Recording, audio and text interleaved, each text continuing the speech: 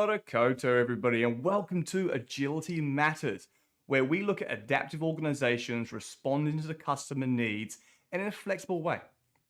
Tonight, I am happy to bring on Peter Merel, who's going to be talking to us about bureaucracy versus the Camelot Model, among some other stuff. We're going to bring up different frameworks, different mindsets, and have a good yarn about these things. I brought the wine, he's brought the tea. So let's welcome in Peter.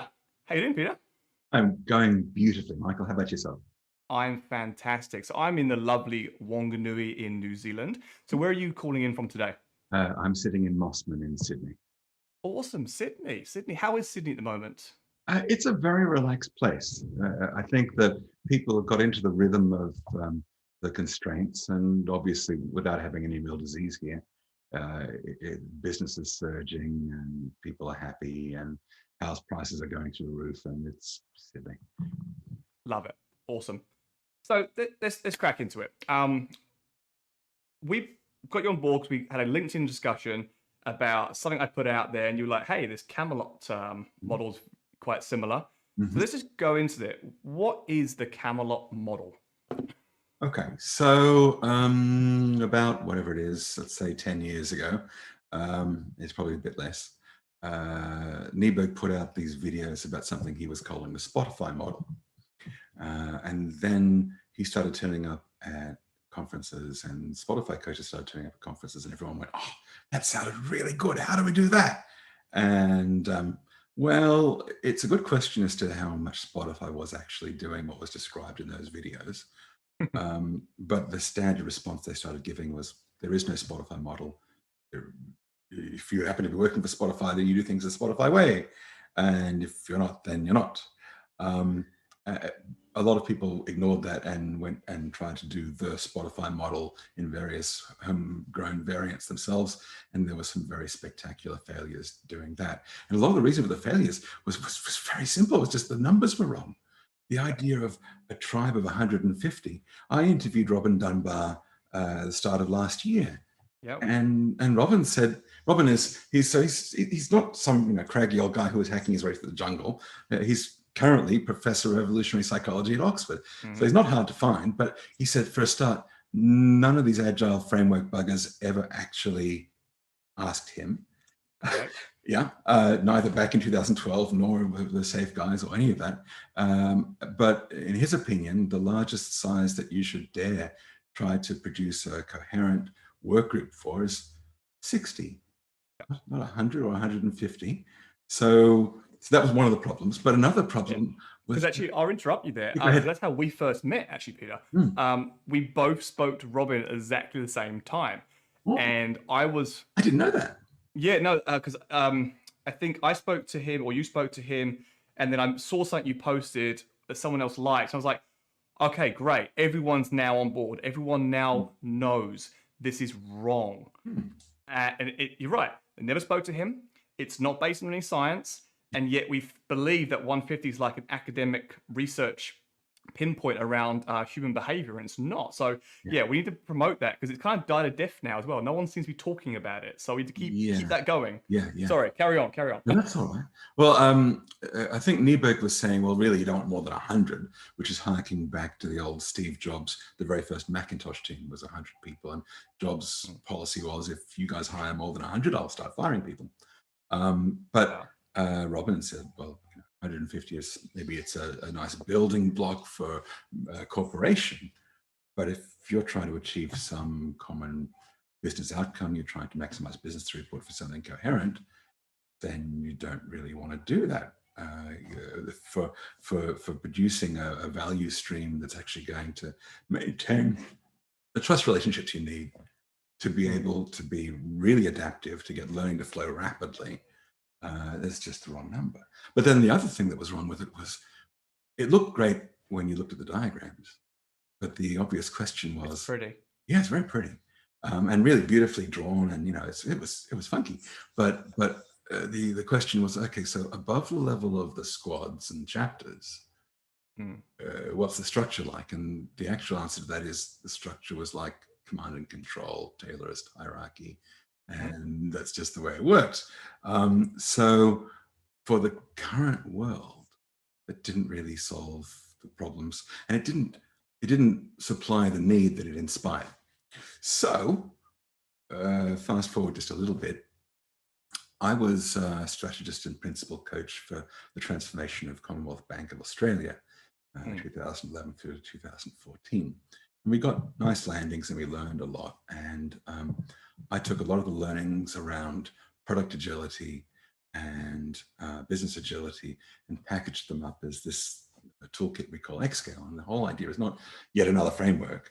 It's let's provide some simple practices, some simple principles that address problems that people encounter when they're doing Scrum or Safe or Lean Kanban or whatever.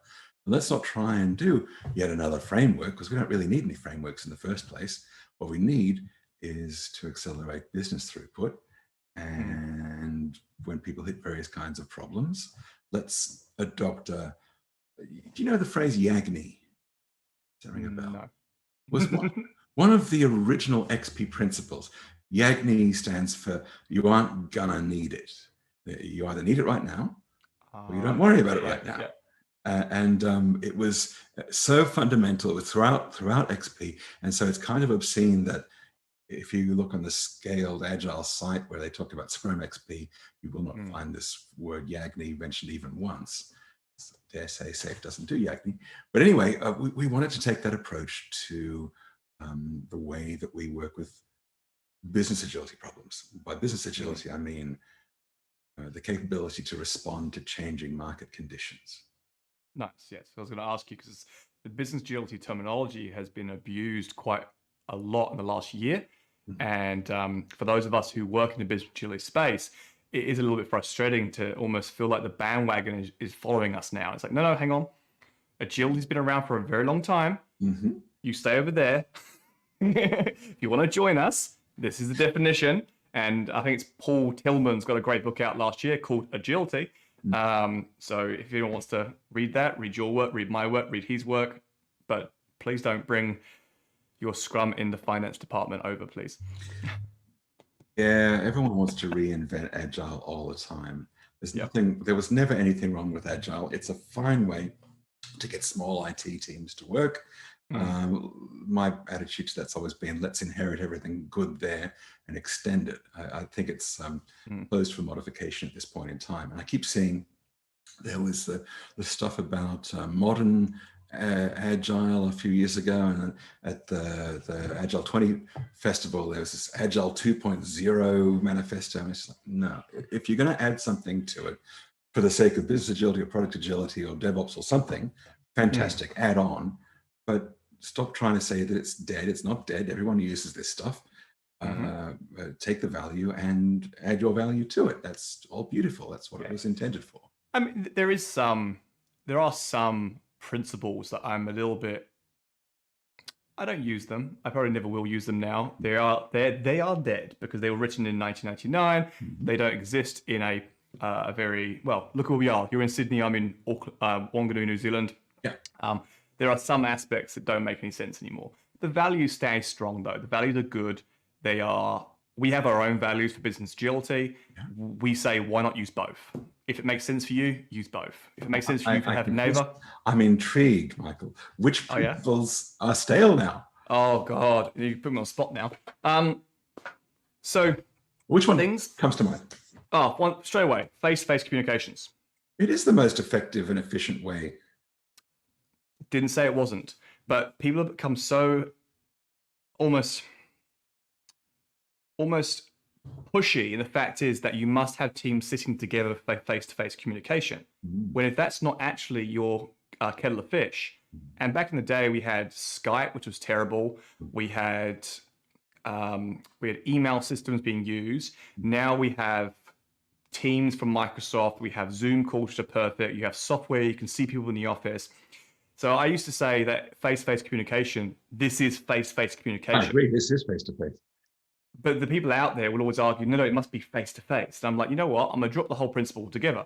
And that's just one example. Well, but and when you if you said in the room communication or something like that, physically co-cited, which it could have said, because a lot of the XP stuff talked about having manager co-cited with the team, or the business co-cited with the team, and so on. Yeah. But they were very careful to say face-to-face because it's the right distinction. Faces are incredibly good at conveying things that we can't do with words. I totally agree. The subconscious mind is very good at picking up things that you can't pick up. And I saw a study from Dunedin University that stated that it's still only 95% there.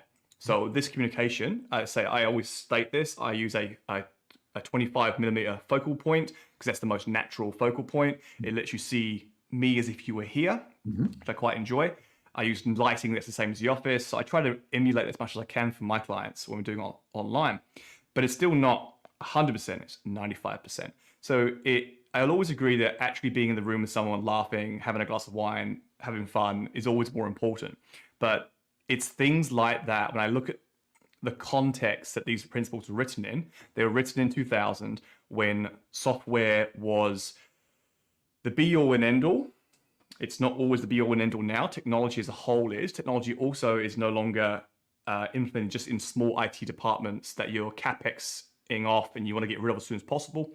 They were written as well with this idea that you would have software companies. Now companies are software companies. Everyone's involved. And I was talking to Ari Von, one of the guys from Agile Manifesto. Yeah. Ari Von. I'm sorry. Bennekin, I think. Thank you. And one of the things he mentioned was the biggest mistake he made was actually using the fourth word, software, to create software, right? So he wished he just said to deliver value, because that was what it was intended for. And I said to him back, yeah, but you got to remember where you guys all came from. You all had your lightweight methodologies and you were selling a lightweight methodology. And this was a great way to band together to show that value. Obviously he disagreed, but when I look at the people in the room, so many 17 similar age men of a similar culture, all with their own lightweight methodologies, I see where they were coming from. I can see where they're coming from. Whereas now I look at it and go, technology in general must be implemented across all the organization. It's marketing, it's sales, it's operations, it's technology, it's end to end of the value stream. And when we think about that, most of their methodologies and frameworks I don't think are fit for purpose. So personally, I don't recommend Scrum. I haven't found a place where Scrum even fits at all. I'll always emulate out of that over time. And I get to that weird point where I go, well, actually the values stay true. I'm very happy with the values. I want to keep the values. Principles, there are some I'll pick and choose them when I want to. I heard a great comment from someone a couple of years ago that said, oh, Michael, but that's the whole point of Agile. You pick and choose from the manifesto what you want. I'm like, well, then that's like people with religion. I'm sorry. You have to understand that I am actually an old man. I might not look quite so old, but I was involved in the effort to draft the manifesto about 9 months before RE and the Scrum guys turned up. I spoke at XP 2000, which happened about 6 months before. You don't look old enough. You don't look old enough, Peter. Well, you just have to take care of yourself a bit, you see. I do have the white hairs. So really where that manifesto got its start was very simple. At the time, XP had won, and no one had ever heard of Scrum in those days. The guys had produced their paper, but they didn't turn up at XP 2000. And frankly, nobody had heard of them at that conference. So they started making noises because they had managed to publish before Beck and Co. and before Coburn. But if you look at like the original Scrum paper, the new product development framework thing, doesn't mention most of the things that we think of as Scrum per the guidebook today, because most of those things were watered down XP. Retros. Really? Yeah, retros were invented in XP. And even the honchos, and I don't know if it's legal anymore to refer to both of them as Scrum honchos. It's given that people started suing each other over who was allowed to use this word Scrum. So I'm not going to name them. Besides which, they don't need any naming. Everyone who knows them knows them. Oh, that was last year, wasn't it? Yes. I remember that. Incredible nonsense. Anyway, when this got going, it was because after XP 2000, there was a stand-up, was Beck and Jeffries. There's pictures of this. Martin Fowler, Alastair, me, Uncle Bob, Eric Gammer and Ralph Johnson, a whole bunch of... Who's Uncle Bob? Oh, Uncle Bob Martin. Oh, okay. Yeah, Uncle Bob started the Agile Alliance and then kind of sold it like a year or two later. He's got this wonderful talk online about the land that Scrum forgot that talks about how that happened. But anyway, both Dave Thomases turned up, and Dave Thomas, the shorter, I don't know how you distinguish between them otherwise, but anyway, Dave Thomas, the shorter and the less hairy, not a lot less hairy. Anyway, it doesn't matter. They're both beautiful people. Dave Thomas turned up with his pamphlet in hand from Rational Unified Process. I know we don't talk about Camelot and so on, but this bit of history is cute. So anyway, and he says, look, this pamphlet says that as of next month, the Rational Unified Process is going to support XP. If we don't rebrand this thing in a hurry, we're just salesmen for Rational from next month on. So we need to call it something else. And now everyone, and I'm perfectly happy to say Mike Beadle invented this word agile, but Mike wasn't at that. And so I heard it from Alistair Coburn there that we should call it agile. I wanted to call it evolutionary. It didn't matter. But from my point of view, the point of it is not lost these days. All of those principles, I agree there is too much of a focus on software. But there isn't a single one of those principles that isn't abstract enough to apply to selling hamburgers. Yeah, but it's the abstract that bugs me, right? So there's a great talk by Sam Harris. He's a philosopher, great podcaster, and he has this interesting debate with himself where he goes and grabs any book and finds the philosophy of religion behind anything. And obviously his big one he has is a cookbook, and he goes, the lime signifies the freshness of life, and after listening to that podcast and reading his book, I became very much a suspect of anything abstract that is revolving around money. Because whenever you look at things and you leave a bit of abstractivity in there, then you stay quiet. Because, for instance, I'm the generation, I'm probably 5 years younger than you, and I'm not involved in the original side. So I come at this late. I have to ask, Michael, now you've got me curious. How old are you? Oh, I'm only 34, don't worry. I was being nice. Peter. You're doing me, okay, good. I feel flattered, that's all right, but I don't need to be telling you. Yeah.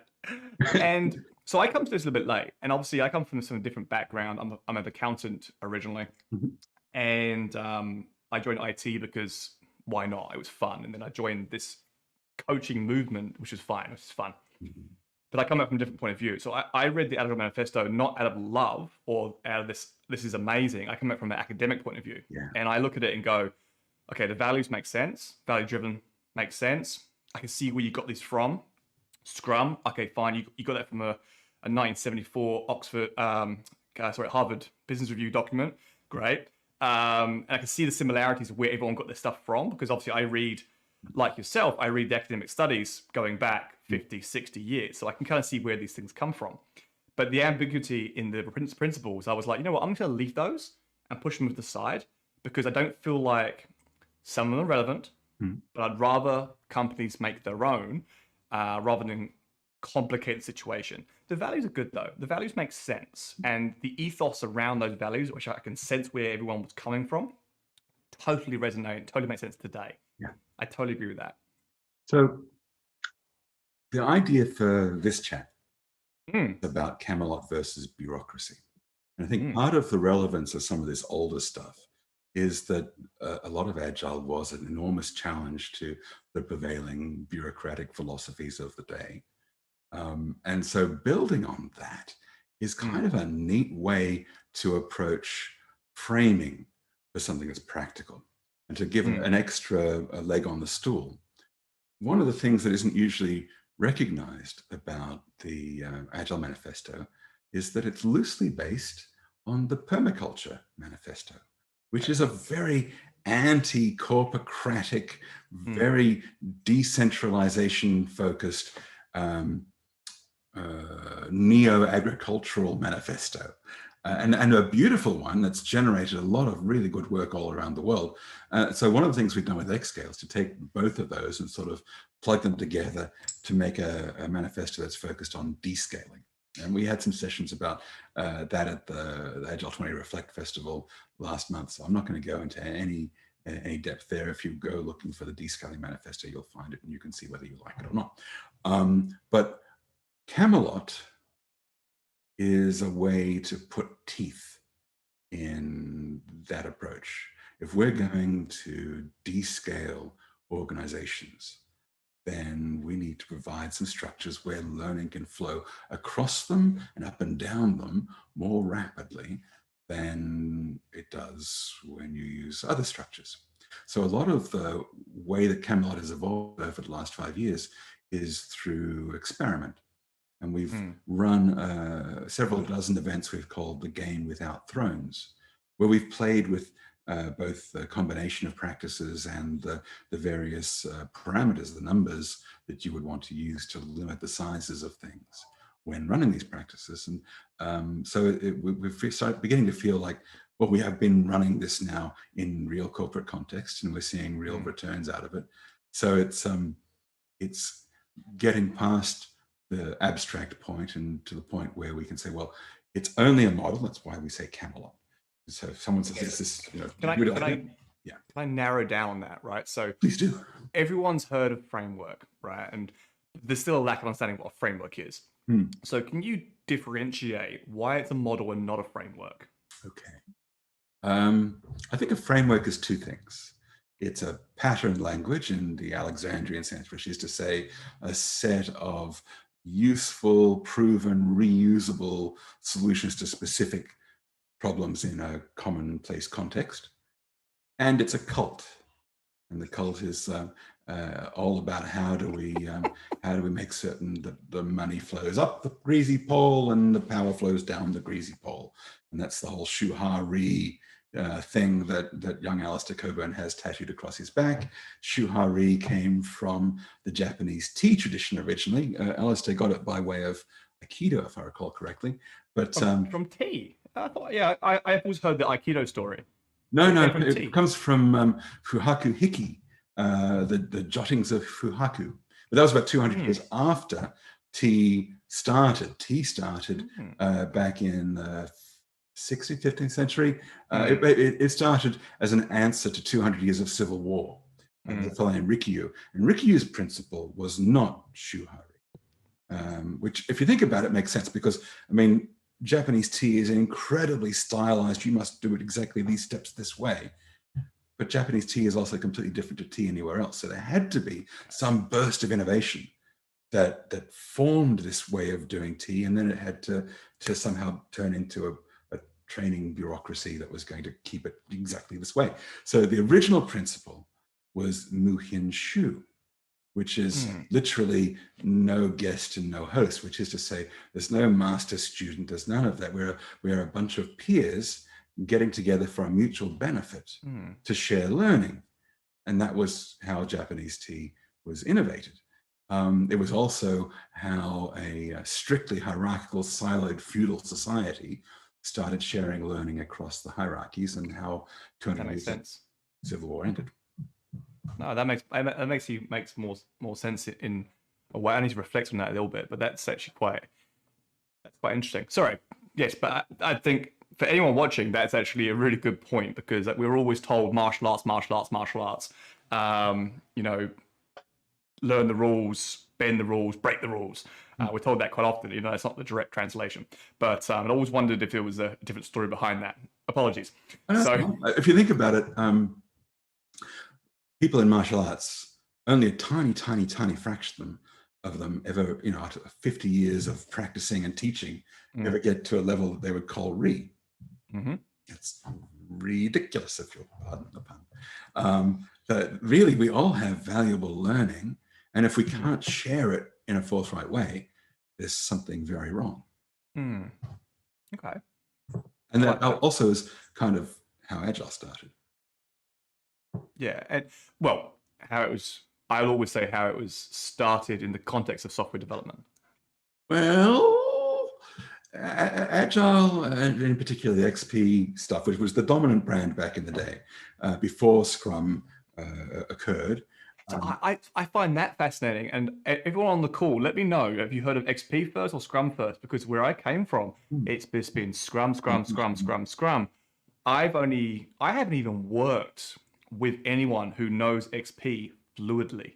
They want to trial it, and I'm like, yeah, well, okay, this has happened before. Trial this, and they're like, oh yeah, I love this. It's like, am I doing it well, Michael? I have no idea. Well, there are stories. Okay, again, we're sort of going back into the back dawn of time. So what happened was, and this is Uncle Bob's, goes into much more depth about this. So if you want the actual gory details, don't take me seriously. For God's sake, don't sue me. I'm just telling you what I think I remember. Anyway, I'll try and link it in the notes below. Yeah. So he kind of kicked off this idea of the Agile Alliance, and there would be the yearly festival and so yearly conference. And so the first year, the two Scrum guys who shall remain nameless, because God only knows which ones you're allowed to associate with the word Scrum these days, they turned up and said, Bob, we've got this good idea. What we think is we could run a weekend course and teach most of, but not all of, XP, but we'll call it something else. And we've got this paper, we're going to call it Scrum, because we had this published thing.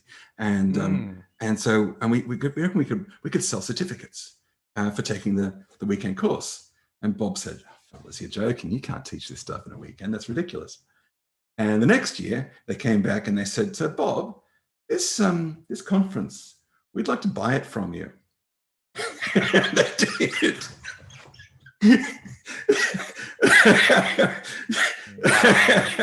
So you know what's funny though? I mean, it could be my bias because obviously I've been involved now 12 years, and in the last 12 years, that's all I've seen. It is a money printing machine. And it all started for me personally with Scrum. It's like I've always felt that Scrum was set up to make money. It was never set up to deliver value over time. So you saying that, I'm like, there was a use. Interesting. There was a really important use case for Scrum that XP did not answer. Scrum gave you a way to go into a bureaucracy that had never heard of Agile anything and defend a little team working this way from the bureaucracy. And since that was what we faced back in the day, that was really useful. It wasn't a very good way to change organizations or to get rid of the bureaucratic problems. That's actually the exact reason why I recommend Scrum in a very small sliver. I recommend Scrum if you're delivering a product that's complex, you have a project mindset, your company is Amber under Frederick Laloux's reinvented organization, and basically you have a hierarchical deliver, I need to know what you're delivering. And I'm like, you know what? Scrum's for you. And they're like, oh, none of that Agile stuff. I'm like, Scrum's not Agile. Scrum will deliver you value every 2 weeks and lower your risk decrease your risk mitigation. It will bring you time to market faster, So I use Scrum as almost a way to get program managers and GMs to go, okay, I'll trial this stuff. And then I reflect out of it very quickly. And then I scale what works and throw away what doesn't work. But it's interesting you say that because that's exactly how I use Scrum as an infiltrator to certain managers. Interesting. So I would suggest, well, firstly, I would agree with you that Scrum's not Agile. I think that Scrum is the problem that Agile solves. But I would disagree that Scrum is still the best way to do what you're proposing to do with Scrum. I think there's a much better way. Yeah, it's called Scaled Agile Framework. No, I don't think I would agree with that. Actually, I don't have a problem with Scaled Agile Framework. There's a lot of really useful patterns in there. I do have a problem with the cult aspect. But in terms of the actual practices, really most of it is borrowed from other bits and bobs that have seemed to work. I had a safe session today with someone who I admired, that's past tense, admire. And she was almost going, oh, we've done this before. I'm like, yeah, this just puts it in a language that execs can understand.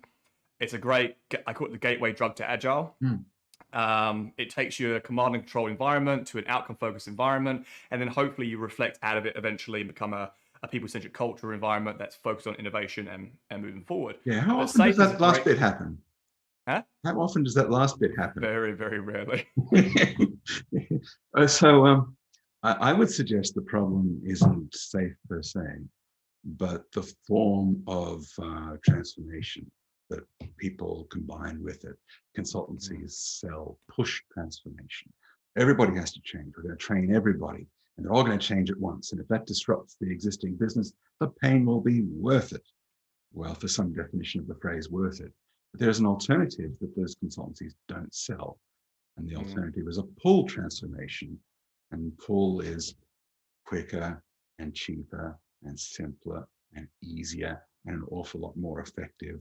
And even better, you can actually control the rollout so that people in the organization change at a pace that the organization is able to adapt to as you go.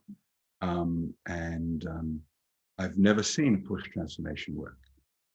I've been involved in a lot of good pull transformations though. Yeah, so just for a bit of our audience, I have a view of what you mean by a push and a pull transformation, but what is a pull transformation? Well, so the idea is in push, we are trying to parachute a bunch of change agents into the organization, and we have a bunch of change recipients. And the change recipients are going to basically try to dance the dance that change agents are telling them to dance, whether they happen to have knock knees or bow legs or whatever it is. They're all supposed to do this one dance. Pull, the idea is to say, well, why don't we, firstly, let's start with business agility first. We actually have to think about the outcome first.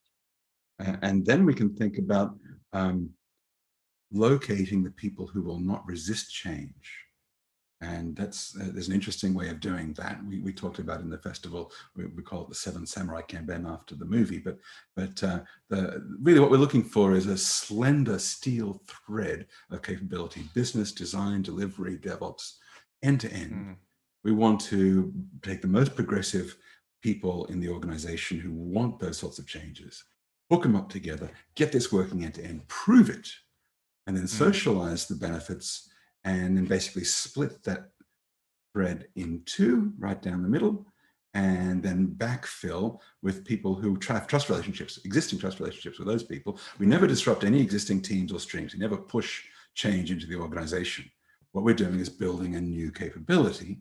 And because it's getting to market faster and it's more adaptive and it respects the market constraints better and all that sort of stuff, it's proving the pudding. It's demonstrating it's worth building as a capability. And what you find is that every 2 or 3 months, you can double the number of people involved in that new capability. And so they are joining you out of their own. Yes, you're pulling them into the capability rather than pushing the capability onto them. And the beautiful thing with this is that, well, that's the way Gandhi did it. That actually worked for that many million people, but not without bumps. Yeah. So in my own thesis, so how we first met was originally my first thesis was on the optimal size of an organization, hence talking to Robin and talking to yourself and a few other people. And then it was such an obvious answer that I pivoted to go with how to improve customer value through business transformation. So I left Agile out for a reason. I think if I put the word Agile in, Peter, I'd have got like a couple of 100 views because I put competitive advantage in. I've had, I think it's 2,000 reads now so far on the journal, which is awesome. Mostly people are flicking to the back page to get the KPIs, but hey, that's fine.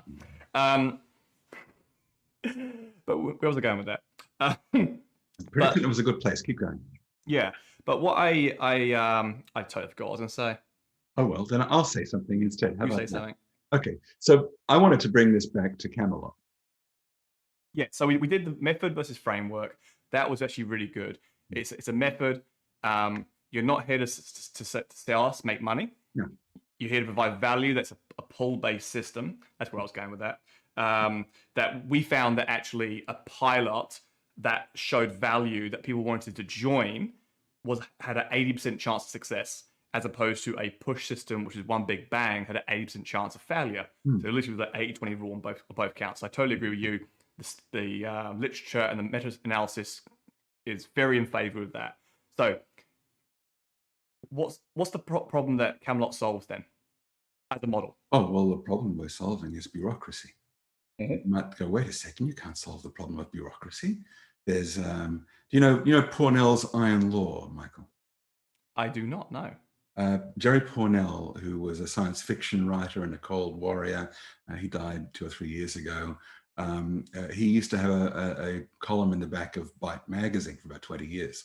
And in one of his columns, he said that in every organization, there are two kinds of people. There are the people who care about the purpose that the organization was intended for, and there are people who don't.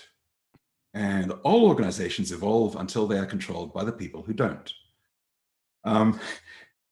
So it sounds like, oh, great, so we're all doomed to bureaucracy forever, which is a very sort of Kafkaesque view of the world. Kafka, he put it a bit more dramatically. Kafka said that every revolution evaporates to leave only the slime of a bureaucracy. and that's horrible. And that tortured humanity is bound in chains of paper. So it gets worse. Anyway, but if we think about what a bureaucracy is in terms of function, never mind the idea that, oh, there's these evil people who don't care and that they control the organization. That's the bureaucracy. Bureaucracy is more about the flow of learning than the evil people. Basically, in a bureaucracies don't learn. They maintain their structure. It doesn't matter what happens. So you can point at lots of different businesses that have gone from businesses that were growing and vibrant to bureaucratic mode. There's a certain computer manufacturer that comes to mind immediately. But I mean, we could be talking about Kodak for that matter back in the day. So the problem of bureaucracy is in some ways a game theoretic problem. And I don't know if you know any game theory. I love game theory. Okay, so I don't know if you've ever seen, there's a beautiful website by a fellow named Nick Case. I encourage everyone who's listening to this to go and play with it, called The Evolution of Trust. Okay. And what Nick does is he uses the Prisoner's Dilemma, Nash's Prisoner's Dilemma game, but he uses the multi-person iterated version of this, where there's lots of people playing Prisoner's Dilemma with each other, and they have certain repeating strategies that have names. Doesn't matter what the names are. What's really interesting in Nick's presentation of this stuff is the forces that lead to a Nash equilibrium of distrust versus a Nash equilibrium of trust. Because distrust is really the signature of bureaucracy. In a bureaucracy, no one trusts anybody else, and therefore it cannot possibly change.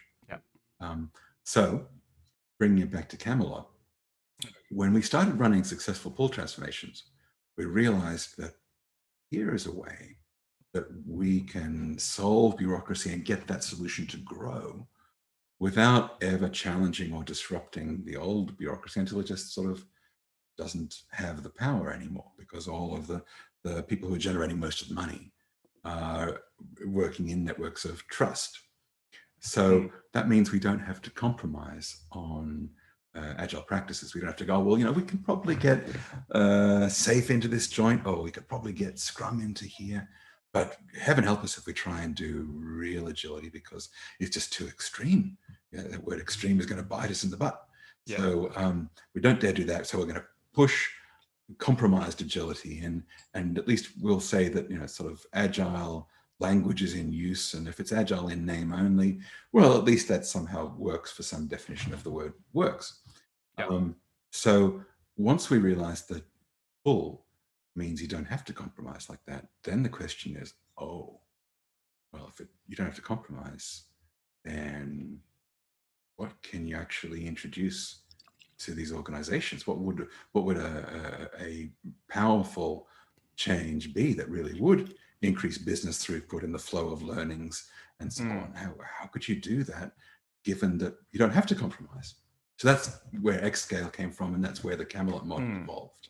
I will challenge you here, Peter, a little bit. I'm do? more in a behavioral science point of view. So human adaptability states to us that, and for those on board, anyone online on this, but the easy way of looking at it is frog in water, jumps out hot water, frog in cold water, raise temperature up slowly, it stays there, and you have frog soup. Humans are no different. Humans in general, if I tell you to go out and do a 5K run, you would hate me. If I tell you to go do 300 meters walking and I build up slowly, you'll be running 5K, couch to 5K program, great for anyone out there.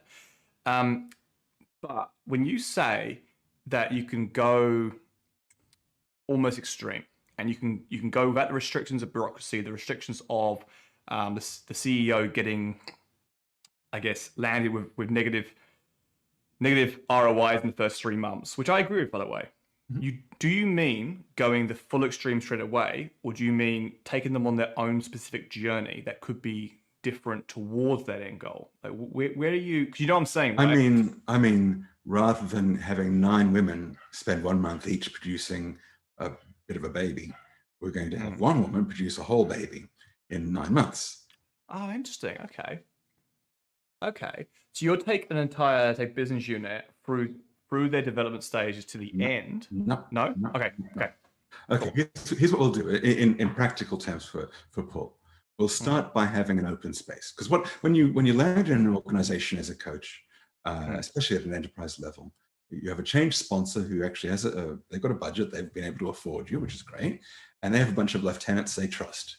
And they'll introduce you to their lieutenants, and they say, well, there's Jill and Barbara and Tom and Barry, and you can trust them because I trust them. You cannot trust them. And for that matter, you can't trust your change sponsor either, because you make a wonderful scapegoat in case things go wrong. And I think every coach has had interesting experiences that have come out of the fact you can't trust those people. What's more, you can trust that none of the lieutenants and the change sponsors, none of them know the people who really need the change and who are going to be really affected by the change.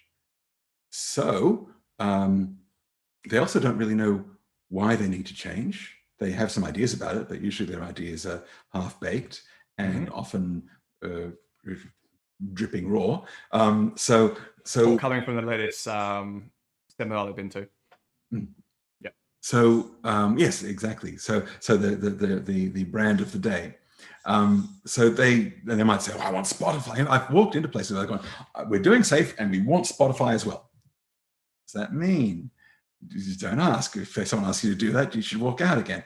Anyway, so when we walk into a place, what we do in an XScale mode is we say, okay, well, why don't we find out what problems we need to solve and how from the people who would be involved in participating in the solution.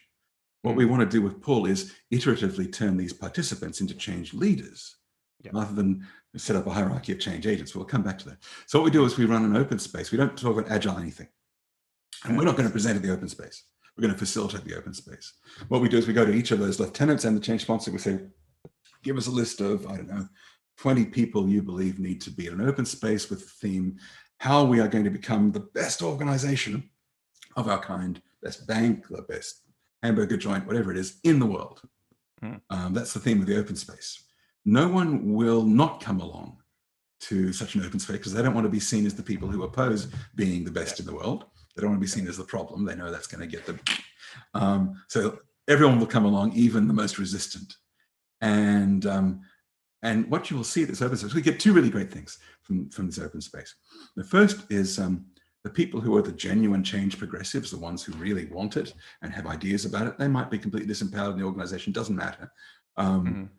They will light up like lights. They'll be incandescent. Finally, they get to tell everyone what's wrong and how to fix it and who needs to change. And there's you do all the psychological safety things and the 3 laws and the law of 2 feet and so on.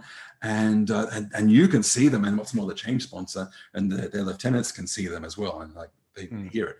You can also see the resistors who shoot everything down and so on. And some of those are the people that they were originally counting on to help you make things change. And so all of that comes to light in like a 3-hour period. If you do say 20-minute sessions and say 6 breakout areas, you wind up say 54 sessions. And so one thing you get is you can identify the people you really want to be in that initial steel thread of change, business design, delivery, and DevOps. Second thing is people take notes in these sessions, and those notes are the feedstock to what we call a pirate canvas. But basically, it's a breadth-first landscape of the change epics that can be used to frame an actually business valuable, systematic way of changing. And then all you need to do is get an appropriate strategic gathering, which will probably include the sponsor and lieutenants, but maybe also some of the progressives, and where you can say, well, systematically, we want to boil this stuff down into why, who, how, what. Why do we need to change?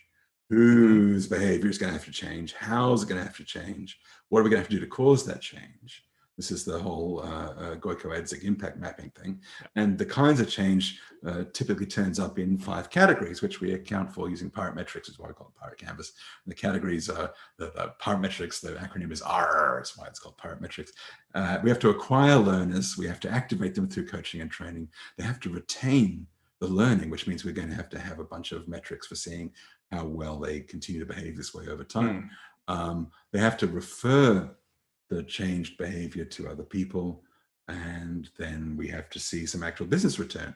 We want to be able to prove the benefit of this as we go so that we can get more and more executive support for doing it. So we basically hold that open space once every 3 months, and in between, we are focused on splitting and doubling our capability by allowing people to join it, not by pushing anyone out of their existing teams or streams or pushing it into an existing team. Yeah.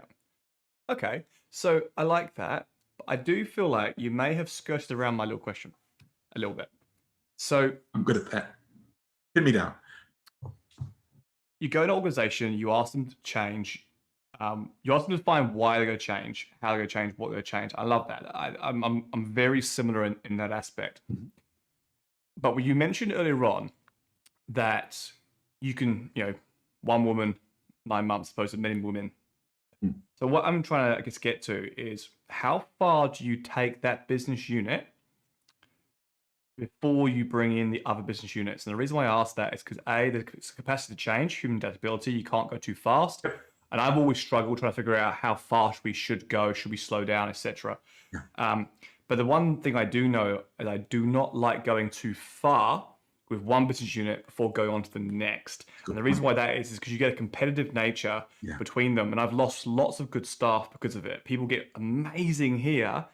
And then the bureaucracy over here means that they leave the organization. So how do you measure Really that? good question. First time I tried to do this was for a single business unit. It was a division of IAG in 2010, 9, 10, 11. Dave Carpenter, Bernard Cito brought me in. Val Matthews was the CIO or CEO, it doesn't matter. Anyway, the Business and Technology Services Group, which doesn't exist anymore in IAG, doesn't matter. IAG still has kicked on in terms of agile capability, but I'm talking about an era that is now lost in the mists of time unless you were actually there, because ThoughtWorks went through and a bunch of other things went through, and that's a while ago now. Anyway, so I got pulled in. There had been some bespoke agile efforts that had caused a lot of pain, and I got asked to demonstrate that we could actually do agile in this, what was at the time, very conservative, very hidebound bureaucratic business. It took us 11 months to get from one of those steel threads of capability to 16 of them, which was most of the 330 people that I had been engaged to coach change into transform. And I was the only change agent there. So I was pretty happy with that. And that got me poached by Commonwealth Bank. And that's where the answer to your question lies. So Commonwealth Bank, I had laid some seeds for what I was going to do about 6 years earlier, and I got fired for doing Agile back in 2005. And the man who fired me was a very good, very nice man, Des Webster, and who'd been wrong-footed in various ways at the time. And Des calls me up 6 years later, and I never thought I was ever going to go back into CBA, and says, well, I think we're ready for you now. And a lot of the people that I'd worked with back then had risen in the organization. So there were a bunch of channels I could go through. Beautiful. And to cut going, the long story short is the end of 2013. That was the end of 2011. End of 2013, I wound up on stage with Michael Hart, who was Group CIO at the time. And Michael says, well, Agile is now one of the 5 pillars of this bank's future. And it was based on a pull transformation approach. It started with treasury and risk, did a bunch of work for a program they called Liquidity, whose director was a man named Chris Young, who's now president of the Swiss Agile Association and also an XSCALE coach. Handed that off to a really good Sydney coach, Dave Bales, that we brought in about 3 months after I started. I moved into digital channels. Sarah Atkinson started doing something similar in wealth management. And so we had a number of these steel threads going on. At the same time, we had a breadth-first approach, which was billed as the 4 productivity practices that let us do a bunch of very shallow training on visual management boards, which is to say 3-column Kanban, and standard operating procedures, which is to say definitions of done, and huddles, which is to say stand-ups, and continuous improvement meetings, which is of course retros. And we were able to get, I think Dave and I trained about 1,800 people in this stuff. And it was basically rudiments of XP without the hard bits, without worrying about calling people Scrum Masters or anything like that. So basically it became like a T-shaped transformation. We made fertile ground for the steel threads to grow. And the beauty of it was that then as they grew, when people, the frozen middle, the middle managers that are usually most resistant to this sort of stuff, when they looked across the big open active working floor, there was lots of big open floors in that era, and maybe there still are, they couldn't tell the difference between the people who were working agile and the people who were following the 4 productivity practices, because we had specifically chosen practices where visually you couldn't tell the difference. And that made it really easy. And we also had this really neat phenomenon where people started coming up to the agile coaches in the corridors and doing this. They'd go, "Are we doing agile?" And the coaches evolved a standard response, and we'd say, "Well, what makes you think you're doing agile?" And they'd say, "Well, at our last continuous improvement meeting, someone said we need to split the work up into user stories. Is that agile?" And we'd say, "Well, maybe a little bit, but just don't tell anyone. Just be fine. We won't tell anyone. You'll be fine. You can do it." And so it sort of became something that people were getting away with, which of course they enjoy. So when it came to the steel threads growing, it was very easy for people to go, "Oh yeah, this just makes sense." And we ran a whole bunch of open space stuff on a regular basis to socialize the ideas. And that was how we got 50,000 people bank over the line in 3 years. Nice. And I would say that definitely sits with my research as well and my own experience. I mean, obviously the problem with New Zealand, I mostly work in New Zealand, we're a lot smaller. There's no 50,000 person organization. And 50,000 is tiny by world standards. Yeah, I know. It's kind of crazy. I had a one-on-one today with someone from San Antonio, and it's actually amusing because they were talking to me, because obviously I make a lot of noise about being a pragmatic Scrum Master, being a value-based coach, getting yourself sacked as soon as possible because you want to build internal capabilities. So I'm a little bit different out there. And I found it amusing because I was like, the companies that she's going into are huge compared to anything we have in our 2 countries. Like, they are huge. I mean, they are 200,000-300,000 person companies. And there's little old me, and I guess little old you giving advice around the world. And it's like, yeah, but our advantage is when I transform a 1,000-person organization, I can get results faster. And I can show those results faster. I can publish those results faster. Whereas these 300,000 FTE companies, they're a mammoth ship. It's so easy for them to get completely lost in themselves. And you spend a $3 million change program here, it's a huge deal. So a $9 million program over there, it's a huge deal. That's a blip over there. So in North America and UK, it's a blip. And that's why I think personally, the UK movement is just not doing very well. I see it on LinkedIn. I think we've commented on similar threads, and it's not doing very well. It's very Scrum based. It's very process orientated, whereas a lot of our countries are very mindset, culture, continuous improvement based. It's very interesting. I think that part of the advantage that we have as Australia/Kiwi folk, we share a culture of disrespecting office, there's no one who is going to defend an idea just because somebody with a loud tie proposes it.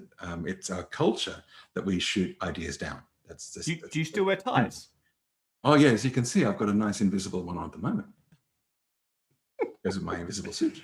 I tell you a very, very quick story. When I first came to this country about 15 years ago, I went for an interview with Air New Zealand, which was obviously one of the larger companies here, and I almost didn't take the job because I felt insulted. And my mum asked me, why did you feel insulted? I said, the two chaps didn't wear a tie, and one had this big, long moustache and talking about Movember. Now, I look back on myself and I almost laugh at the ridiculousness of myself. But I almost didn't take that job because this guy was building a big moustache. My business partner, Kola, kia ora, Kola, if you're listening, he's got this huge moustache. 15 years ago, I'd have been like, I'm professional, can't do that. Where's your tie, Kola? You know, it's really amusing. Whereas, oh yeah, we're so relaxed here. And if the CEO says something in an elevator, or a business analyst is saying an elevator, I don't care who's who. Yeah, like make your rules. Yeah, it's really interesting, which brings me to elevator conversation. So kia ora Danisha. You're the only person talking online, by the way. So the 12 of you who are watching, if you have any questions, make sure that you ask them, because I've been hogging all of Peter's time here. So if you have a question, ask it. If you're not subscribed, even got to Camelot Model yet, so. No, I know. I feel really bad. So we're going to get to Camelot Model now. But that was I'm loving this last, this roll up to it. And I've been selfishly loving this conversation. So how do you questions, guys? Ask questions before we carry on. So Camelot Model is where I was going to next. Camelot Model, not framework, makes sense. Tell me your elevator pitch. Tell me I'm a CEO in an organization. Let's say a bank. Before we go there, I want to add one more word, because we usually refer to XSCALE as a toolkit. The idea is we have a pattern language, but we only apply a pattern when you actually have the problem that it addresses, rather than saying we have to do all these patterns all at once. So when it comes to model, for a start, we call it the Camelot Model because of the Monty Python movie, where, you know, they all knights ride up and they're very impressed to see Camelot. And one of the squires says, it's only a model. And they go, yes, it is a silly place, so let's go. So the only a model thing, we don't want to say, well, this is the one true way of doing it. What we want to say is we have a set of practice patterns that hang together really nicely and work well together. And you can regard that as a model, and then you can tailor it and adjust it to fit your actual needs. So it's a model in that sense, and it's a subset of what I would think of as a toolkit. So far, so good? Yeah. And I like that, because that's where I think we need to go in terms of frameworks, models, processes, is the amount of times I'm drafting up a bespoke solution. Yes, I do throw out some frameworks here and there. Like you commented, the reason why this conversation happened was because you commented on one of the frameworks that I put out there for structure change. And, you know, I do throw things out there, but I also say everyone needs to be unique. It has to be something that makes sense for your culture, your customer segmentation, your industry needs, your strategy, your vision, the whole works. So you walk in my elevator, I'm the CEO of a bank.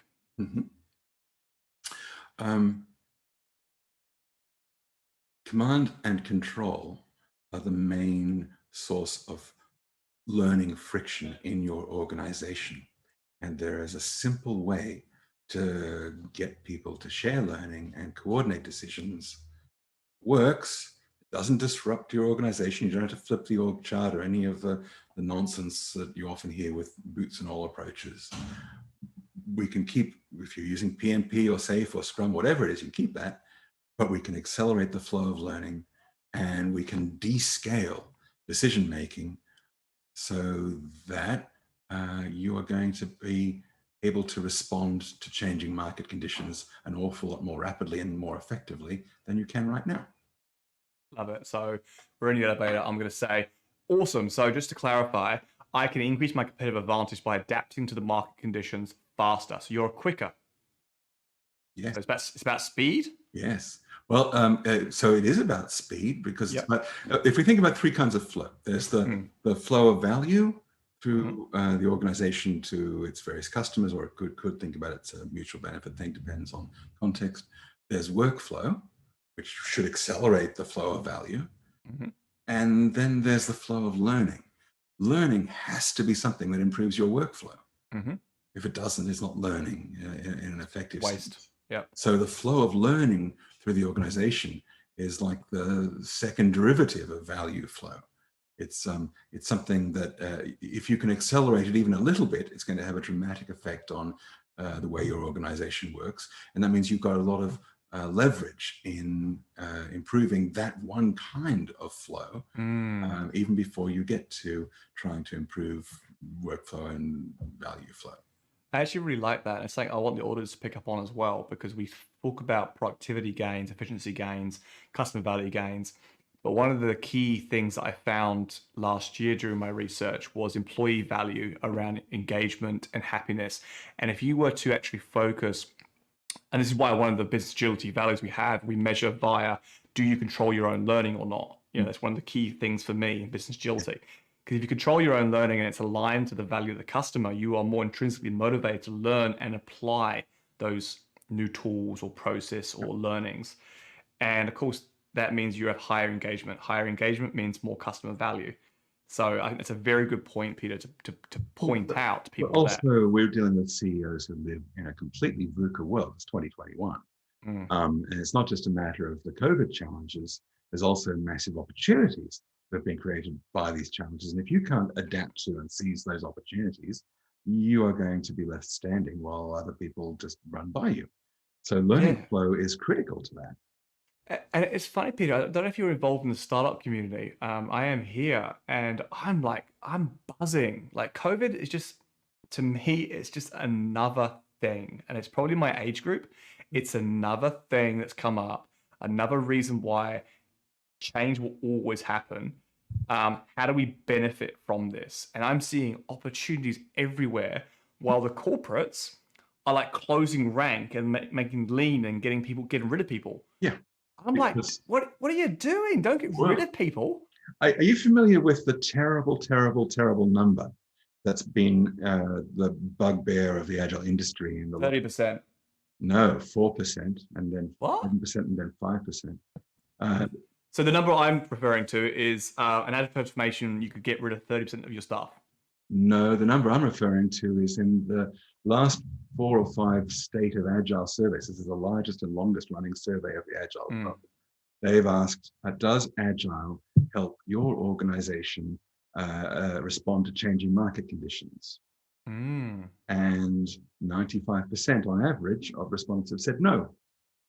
Wow. And given that responding to change is one of the 4 values, that's a pretty thorough damnation of all of the enterprise, agile, Scrum, scaling, all of that stuff. That, I mean, I can't think of a worse number you could have, because that's got to be within the margin of error for 100%. That's kind of hurtful, isn't it? That's a real, as Chris Henk just said, talk about losing the point of agile. Wow. Yeah. Okay. Sorry. That's kind of hurts me a little bit, because it's like we do all this work, we see the benefits, the science is clear, and then his implementations are causing. Well, that's why we like to say business agility first. If we can't start with that as our objective, in the sense of responding to changing market conditions, then all of the Scrum, XP, Kanban, what's it stuff isn't going to make any bloody difference. And that means thinking in gold wrap terms as well, not just theory of constraints, but throughput accounting. But that's a long tangent. I want to get back to Camelot. Yeah, get back to Camelot, because I think we could have a whole conversation just on failed implementations. So let me put some bones out there, and then we can sort of flesh them. Go for So it. to begin with, if we think about the way that decisions are made in a team, typically what you see, doesn't matter what level the teams were operating at in the organization, what you see is there's a bunch of people who have slightly less power than one of the people in the room, and they're all trying to convince that person about what decision they should make. And they make various arguments, and there's various political forces. And then the powerful person makes a decision, and then we all go and execute that decision, often to the grief of the people who knew that it was a silly decision. So if we can't do something about that decision-making protocol, we're going to be in a bad place no matter what we do structurally. So we have to begin with changing that. And the neat thing is that there are some very simple ways to change it. We don't even have to take a lot of power away from that powerful person in the room. So there's 3 patterns which generically we call these leadership as a service, but I can describe them in like 2 or 3 minutes flat because they're ridiculously simple. The first is the person who is the most powerful in having a meeting actually has to draft an agenda for the meeting. And every agenda item is going to have a single person's name against it as the directly responsible individual for executing whatever decision is made about that agenda item. So don't have anyone in your meetings who is not a DRI for an agenda item in the meeting. That was what they did in Apple under Jobs. And Jobs would kick people out of the room if they weren't a DRI. So second pattern comes, well, they did use it back in the day at Apple, but it actually comes from about 800 years earlier, the Haudenosaunee Confederacy, or people would know them as the Iroquois. About 500,000 people worked with this thing called the Great Law of Peace. And at the fundamental of the Great Law of Peace was this idea that if you are trying to decide something and everybody but one person in the room thinks we should go a particular direction, then we'll go that direction. So if we have a bunch of DRIs in the room and everybody except for the DRI for the current agenda item thinks we should make a particular decision, if they're unanimous, great, they overpower that DRI. If they are not unanimous, then the DRI overpowers them. It's sort of a balance of powers approach. And the beauty of this is that when you have a setup like that, people have to lead through influence, not through authority. And the last pattern is just that that most powerful person in the room is going to pick the DRIs. So you've got, there are DRIs, but there's a DRI for DRIs. And when a DRI goes back to their team, assuming that we're not at the top of the organization, sorry, not at the bottom of the organization, when they go back to their team, they play that sort of speaker of the house role. They pick the DRIs, and they give up just this much power that they are not going to overrule. Now, obviously, you can say, well, no, they can still overrule. We'll give them that. And yeah, you can do that too. But this leadership as a service pattern, the idea is this generates servant leadership. But there's no effective way to lead but servant leadership when you've got this protocol in place. So I like that. Yep. I like that. It's good. Cool. So if we think, well, that's a really good way to generate self-organization, autonomous teams, then that leaves us with a problem. If we have autonomous teams ruled by a command and control hierarchy, a la Spotify, then we don't have what was attractive about the Spotify model videos, which is the idea of autonomy in alignment. So how do we get alignment without command and control? So there's a lot of really neat philosophical precedents here as well. We could be talking about Abstractivity, the Great Law of Peace. There's, but I want to keep it really simple. So there is a pattern that comes from Lean. Has been very commonplace throughout the history of Lean, called quality circles. So if we think, well, we're going to take our teams and we're going to stripe them in the same way that you see in the Spotify videos, they stripe them with chapters. Well, chapters is just rebranding of quality circles. We want to stripe them with, like, if we were talking about software, then we might have a tester's circle and a developer's circle and an analyst's circle. If we're talking about hamburgers, we might have the fry cook circle and the front desk staff circle and the cleaner's circle or something like that. So you basically want these circles to meet on a regular basis. And in an agile context, you want them to meet before their respective teams have retros, because if they all meet and share learnings before there's retros, then the retros will be informed by not just the experience of the people in the team, but the experience of the people in the peer teams. And your immediate response to this should be, wait a second, Pete, this is where the Spotify model failed. If I have one of these circles or chapters, whatever you call it, there's a dozen people in a room, then they're just going to take turns speaking, and it's going to be really awkward and unpleasant. This is where Dunbar comes in, because the real value of Dunbar is not 60 or 150 or any of that. His idea is groupings of 3.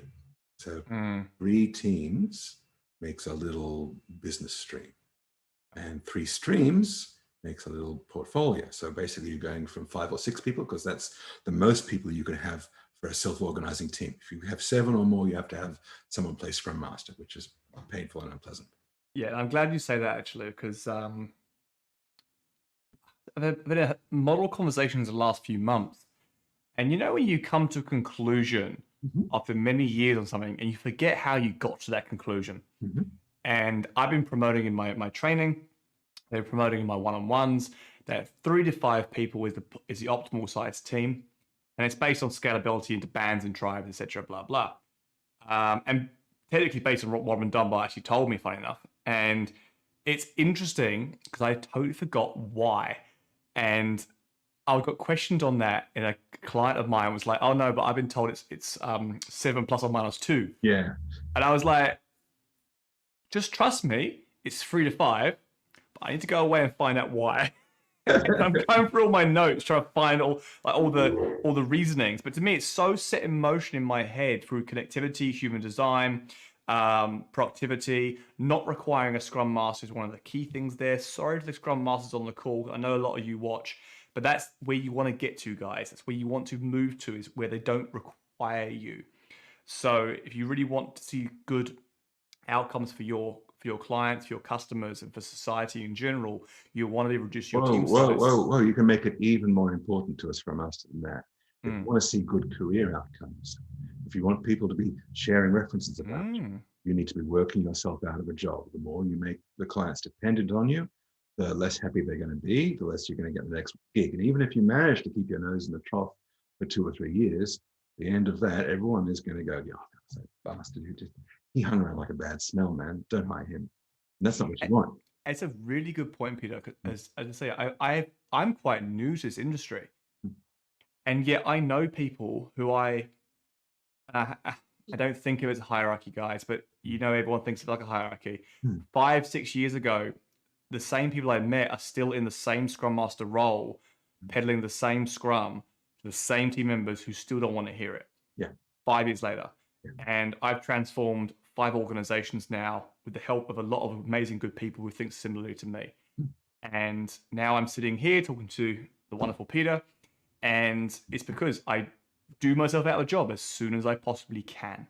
Yeah.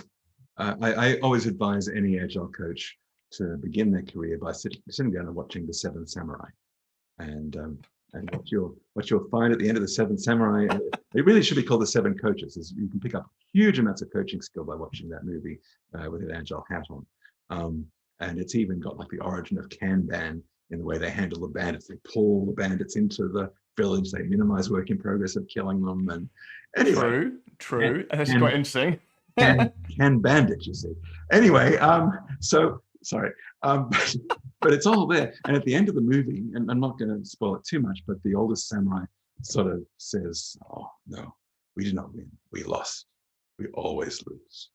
Village won." And that's what we want. We want our clients to win. That they will say, "Oh yeah, they were fantastic. They were here for like 6 months, and they sorted it all out, and it's all working." And it's like, you hear about everyone complaining that Agile is dead and it doesn't work. Well, you come and visit us and we'll show you. And it was like that guy. That's what you want. I love it. So speak about autonomy for me. Why is autonomy so important? Especially in the Camelot model, but just in general.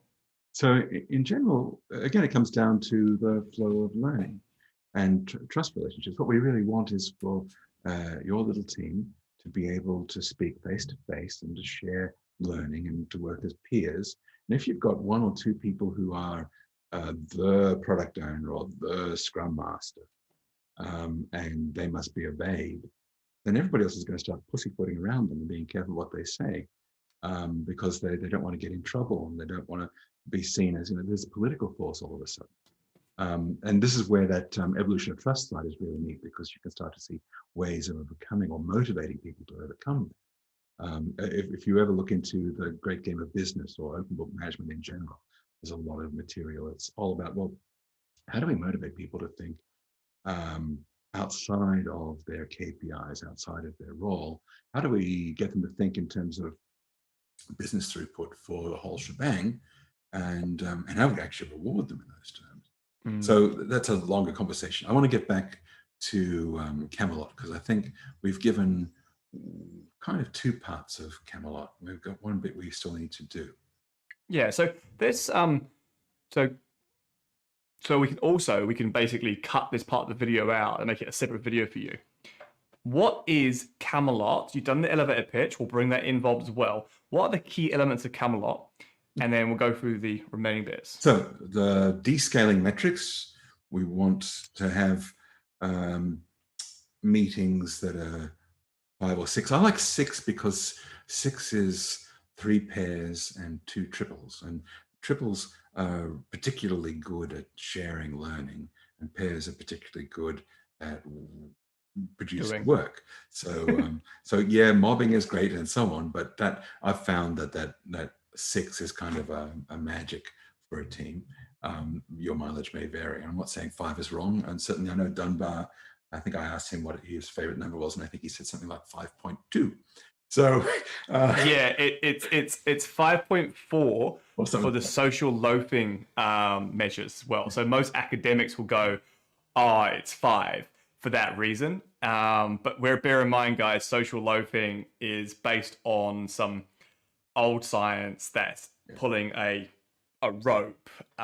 There is some really good science behind it, and it holds true. But if you have 6 and one happens to be out at a meeting or ill or whatever, then you've got 5. Hooray. Anyway, but 7 is right out. So so another neat descaling metric is the distance between the conversational distance between doers and deciders. The longer that distance is, the more miscommunication or missed communication is going to occur, and the more missed or miscommunication that's there, when you start to look at it in game theoretic terms, the more distrust evolves and the less accurate communication there is in general. And I think everybody's had the experience of being in a startup, and then it grows just a little bit more. There's like one extra level of indirection, or one of the people is not as communicative as someone that they replaced, and suddenly the whole thing turns into a small circle of hell, from being a small circle of heaven, a smaller, usually, circle of heaven. So that those tipping points are game theoretic tipping points. So doer-decider distance is something we want to optimize. Ideally, we want what it says in the Agile Manifesto, where it says business and technology meet daily, not once every 3 months, and not through intermediary product owners and product managers, but actually face-to-face. That's a neat way to think that the manifesto supports the ideas that we're trying to deal with in terms of business agility. It's also one of the ones I don't like, because business technology, we're all business. We're all technology. We're all technology, yeah. I tend to agree with you. At the same time, there's no question that there are going to be various kinds of people on your team whose skill set is localized to one or another. And really what we're trying to say is that no matter how you chop up the skill sets, you need to have daily interaction between those groups. Cross-functional is the order. If they just said cross-functional, I don't think anyone would have a problem with it. Okay, so so we've talked about descaling. We've talked about leadership as a service. We've talked a little bit about quality circles. Quality circles work well when you've got 3 to 6 people. If you have more than that, then they kind of break down a bit.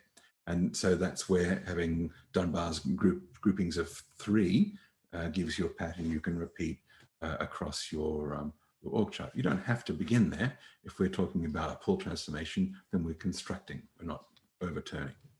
So the last bit is, if you've got 3 groupings of people,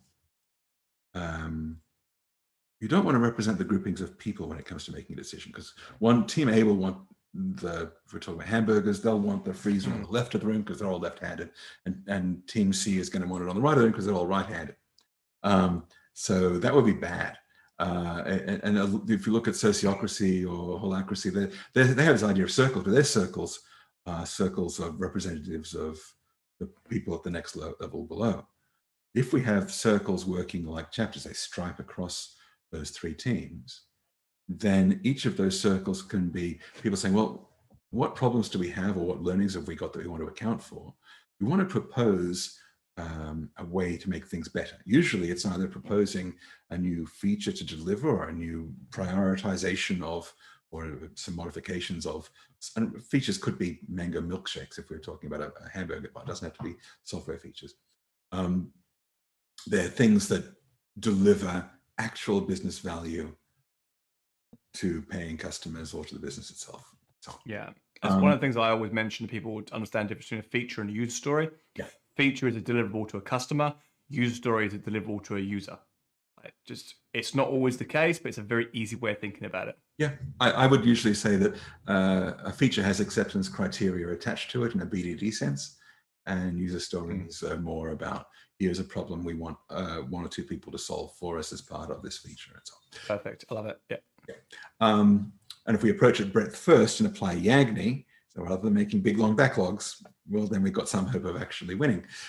Cost of change will come down. That's a different conversation. So we want decisions to be made. None of our individual circles can make a decision because they're just a slice of our groupings at the next level down. And our individual teams can't make a decision because they only have their one context to make it in. So we're going to need to have a little council of circle representatives. And what we want is for everybody to take turns in that council. We want to rotate people through that council. So everybody will get to make decisions face to face. And if we have some permanent council members, maybe they're called the business or the architect or whatever it is you want to call them, but they are at every one of those council meetings because their expertise or their leadership is a valuable service to all of those teams. Then this gives us a neat way for decisions to be made that can still be ratified by the subsidiary teams. Because typically what we have is either as a new or modified feature, as I was saying, or as a new way of working, which we in XSCALE, I usually either call a working agreement or sometimes a treaty, because we kind of get those ideas from the Haudenosaunee. Their entire society was based on the idea of bartering treaties. There's no cash basis for the society. And the neat thing that they did was that a treaty at one level of their society could not be overruled by a treaty at the level above. And so that's where autonomy is maintained. So you don't have this council saying, well, okay, we got together and we decided, no, all the teams have to work this way. Instead, they get together and they go, okay, well, so the fry cook's circle has said that given that we want the freezer neither on the left or on the right, we're going to push it to the back of the room where everybody can get it without getting spattered with oil. Does that seems to work for everybody? And maybe the person who stocks the refrigerator says, but let's go put it right next to the door and I've got a bad back. Okay, well then maybe we won't have you stock the refrigerator. We'll trade for some other arrangements. So basically the job of this council is to come up with a consistent prioritization of features and to refactor those treaties until they're a form where they think the treaties will be acceptable to the three subsidiary elements, whether they're teams or groupings of representatives of the next level below. So the neat thing about these councils is that they are not, this is not saying, well, we want top-down command and control, but it is saying hierarchy is a really useful thing for limiting conversations. And we're going to leverage hierarchy in Camelot without saying that we've got top-down Taylorist command and control. So that's really the last pattern involved in Camelot. It's very simple. I like it. And I'm also going to bring up, because I have been scrolling your YouTube video. Where's it gone? I'm going to bring it into the frame. Obviously, it's just one element. of it. This is the team circles idea, because I think that resonates with a lot of people. I can't see it. Let me just so you're aware. No, yeah, faded in. There it is. Oh, there we go. So everyone who's online, you can see the team circles. I'll just cover. You can show the animation where they become councils and then back to teams again. I have tried to do something fancy in the background, but I can't do it live. That's it. But I will post a YouTube clip I got this from, which explains in a visual way what you're saying as well about the team circles and how that hierarchy works in the first, I think it's the first 15, 20 minutes of your video that I find quite interesting for that. So I'll link that in the show notes as well, because sometimes it's hard to conceptualize this without a diagram. And that's my fault, guys. I should have actually got a diagram first for you. Fascinating. I like that. I should probably show a slide to help people visualize what an organization that's structured using Camelot looks like. Okay. Have you got one, Peter? Because we could end on that sort of like. I'm scrolling through your YouTube clip looking for something of an image. Well, let me see if you have one, we'll share it on the world. Let's go over to. I think. And while Peter's doing that, I'll just say kia ora to everyone. So kia ora to everyone who's actually stayed with us the whole time. There's only 12 of you today, or 15 of you so far today. But the average minute times are really high, which I really enjoy, which basically says to me that you've really enjoyed the conversation. I've really enjoyed the conversation as well. So, okay, Peter's sharing something. So hang on, we'll Peter, what you done? Hang on. Sorry, I stopped you. No, you're all good. So everyone's realized now, Michael's using Zoom. Yes, Michael's using Zoom as well. How do I? So I want to show an animation if it's okay. Of course you can. So let me just find your. There we go, and I'll just make this. We'll make this bigger. Okay, I'll use. Let me know when you're ready. There we go. You're the whole screen now. Okay. All right. So this is a variation on Camelot that we use for an exercise we call the Game Without Thrones. The Game Without Thrones started out as a lot of people in a room playing with Lego. We have, at the end of this month, we have our first public online version of Game Without Thrones. So basically, it's a 2-3 hour version of Camelot. It's all about building a castle to resist the onslaught of a bunch of ice zombies, but without any command or control, pure autonomy and alignment. The biggest one of these we've run so far was about 120 we did in Toronto in 2018, and that worked fine. We've done lots of them with 60 and up. So what we're going to do online, we're going to begin with 60 because we have to shake down the technology using a combination of Discord and Miro for this. And there's a tool called Wheelo Space where we're going to be doing quite a lot as well. Anyway, point is what we're looking at here. There's sort of 3 teams, and they make up these 6 circles that sort of have a format like we were saying. So basically, one member of each team that has a membership in this circle, and so on. So I'm not going to worry about reproducing that animation. We're talking more about the structures that result. So in Camelot, we like to have 3 simultaneous councils. In practice, we usually just have a single one. And the idea is that there's sort of a clock that determines who's in which at any one time. Don't worry about the complexity, because that all just gets scheduled and automated in people's calendars, and it just doesn't matter. And even if it turns out you wind up varying it, again, it doesn't matter. So it's only a model. But because with the Game Without Thrones, we use like 5-minute activities. So things are moving very quickly, so we can get the learning to happen really quickly. We don't want anyone twiddling their thumbs. So we have one council that's worrying about simplifying the combination of work, which is to say integrating and refactoring the work that's been produced by these 3 teams. Another one is worrying about coordinating the treaties between them. And another one's worrying about prioritizing the new features that the circles have proposed. So these are all about dealing with proposals, or these 2 anyway, are about dealing with proposals produced by the circles. So if we were to look at this as a building block for an organization, I'm going to call this building block a business stream, because the phrase value stream has kind of been overloaded a lot. And here I've got 3 of those.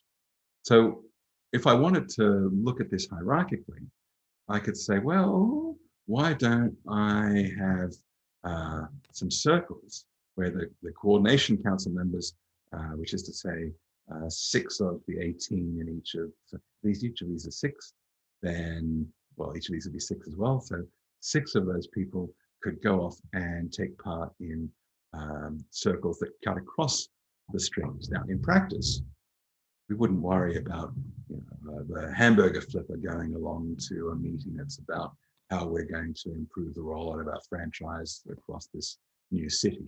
That's not their area of expertise. So that's where you would have individuals replacing some of these circles. But in Game Without Thrones, we don't worry about having any powerful individuals. We just get everybody to take turns stepping up. So we basically have 2 members from each of these streams, which is to say 1 member from each of these circles will step up and take part in these 3 councils at the next level up. That's usually is all we need to do to run all of Game Without Thrones. We typically will, if we're doing a larger one, we'll have this business where we would have 3 of these sort of portfolios, and that would be more than enough structure for what we would do in a Game Without Thrones. But if you wanted to, you could think of continuing that structure. However, this pizza layout tends to make people feel a bit anxious. They feel like they're looking at a lot of complexity. So another way to lay it out, if I go back a bit, zip out of there, is to just think about, well, let's just think about a single one of these slices, and why don't we just chop that into 3, and we can keep making a pyramid, which people feel more comfortable with in an org chart sense. The main reason that we're doing this layout is we're translating this into a room layout for an online conferencing tool called ReloSpace, and that online room layout is going to sort of reflect this because it's a more efficient use of space. So these are just abstractions at this point in time. The layout is just a convenient thinking tool for trying to understand what an organization could look like this way. I want to end on one really important takeaway. You do not need to make a Camelot version of your entire organization.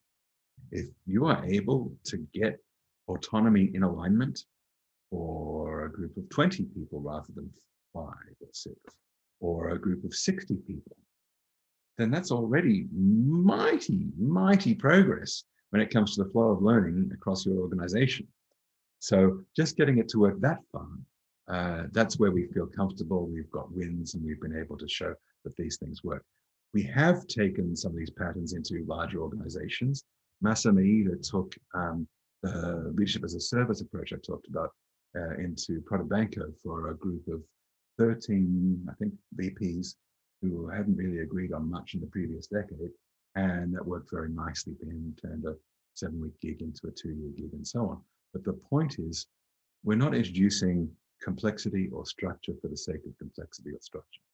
What we're introducing is specific patterns to address specific problems. Now, if it turns out that the solution to a problem has generated a problem that we're also able to produce a solution to, well, that's where we start getting into a model or a toolkit. Love it. Awesome. So we are going to try and flick back to just you and me now. I can stop my share for a start. Yeah. That kind of worked. It worked straight away. Look at that. I'm severely impressed. Thank you very much for that, Peter. It was good to get a bit of a visual behind. It is a complex beast. When you start talking about organizational design, which is the main aspect of business agility, right? It's organizational design around delivering higher value, adapting to your organization to be responsive to customer demands in a flexible way. And I'm really happy you spoke about flexibility, because that's one of the key things that not only do I talk about, but everyone ignores me about. And that's being flexible in your approach. If you can achieve something without implementing the model or the framework or the process, then fantastic. This is where Paul gives us a license we don't have with Push. Because with Paul, we can say, great, let's prove this for a group of 20. And if that's working well, then we'll try doing some extra things.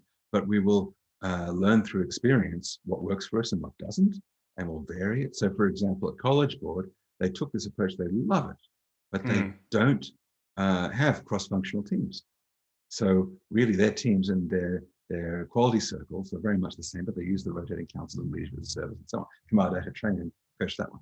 If people want to try this for real, then we're going to be putting up, I'll give you the booking link for this month's Game Without Thrones, and we're going to be running a series of them over the next few months as well. So if you miss out on getting into this one's going to be quite popular because it's being pushed out for all the Agile 20 Reflect Festival participants.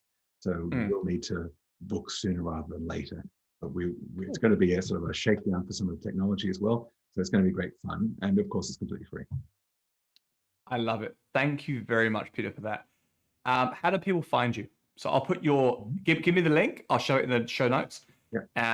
But finding you, how do people contact you? XSCALE Alliance, XSCALE Alliance, XSCALE, xscalealliance.org. That's the main sort of hub site.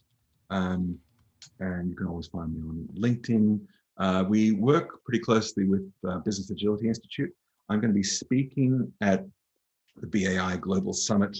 I think it's a week thereabouts, maybe a little bit longer. And I'm speaking there on product agility, and I'm talking about some of the wins we got by applying some of the XSCALE product agility practices to the Kaching program, which turned into a $9 billion digital channel for Commonwealth Bank. So we've got some nice case study stuff to present there. Yeah, and I love case studies. I'm glad you're doing them because we do case studies constantly. Because if you want to actually see value, you want to have people believe you, get the data. All the Scrum Masters and coaches out there, get data. Send it to me, send it to Peter, send it to Evan from Business Agility Institution, send it to someone. Don't keep it, share it, because that's the whole point. If you go to Hinshu. No Hinshu, exactly. Yeah.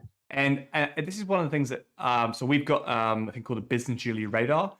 So www.surge.coach/B, and it's a completely free tool you can use for your business agility current state analysis.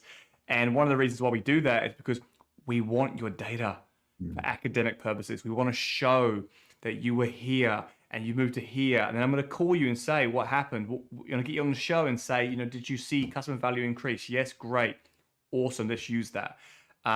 So xscalealliance.org. Grab Peter on LinkedIn. I'll put this on the show notes as well. I'd like to thank you very much, Peter, for this. I've actually thoroughly enjoyed myself, and we've tangented many times. And I have so many more questions, but I'm not going to do them because it's. Michael, we might invite you on the XSCALE podcast in a couple of months, and we can. Oh, go for it, and then I can bug you with all my questions, and I don't feel selfish for my viewers. We'll put an extra couple of XSCALE coaches on to keep me honest too. I love it. I love it. And I think if you want to, Peter, I'd love to get you back on to talk about something. Especially around where Agile is going and the principles and that. We went off on tangent on that a little bit, and I feel like that could be quite an interesting conversation because I got a lot of thoughts on that. So it won't be much of an interview. We'll probably interrogate each other on that. I feel like there's a good push-pull going on for that. But thank you very much. Is there any last questions, guys, for those on the stream? I've seen you guys drifting off slowly now, so there's 4 of you left. So thank you for the 4 who have stayed with us. Put a comment, guys. I'll call you out. Any questions? Otherwise, we'll start wrapping up. Hey, Dhanusha. Thank you, Mike and Peter. Awesome session. Yeah, thank you very much for staying with us. I always say this when we go over time. I apologize, but I don't because there's always amazing value that comes with it. Cool. If there's no more questions, then I will say goodnight to you, Peter. Is there anything you want to reflect on in this session that you want to share with everyone? The ideas we're talking about are predicated on very simple premise that the way humans treat each other is vitally important to the way our civilization progresses. And where we started this conversation around mateship as what the advantage the Aussies and the Kiwis have got together, that's all about treating each other in a more human way. So I love the idea that, well, some of the stuff we're talking about is diagrams and technicalities. At the end of the day, it's really around how we generate trust and how learning flows through those trust channels. I absolutely love it. And thank you, Danusia. Thank you, Colin. Thank you, Chris, for Colin says, thanks, guys. Chris says, no worries, on time. Yeah, I'm pretty sure, Chris, you've been here late before as well. So I do hope you're not from New Zealand, because we sometimes stay till 10 o'clock at night. Thank you, Peter, for joining the show. It's been an amazing time. We've been editing. I've been editing crazy in the background, trying to make it look flow, but it's live. This is live. There's fun things that's going to happen. But thank you very much. Awesome. Next time from the surf ski. Say again, sorry? Next time we'll do it from the surf ski. We should. Yeah, indeed. Thank you, Peter. Okay. Thank you, Mike.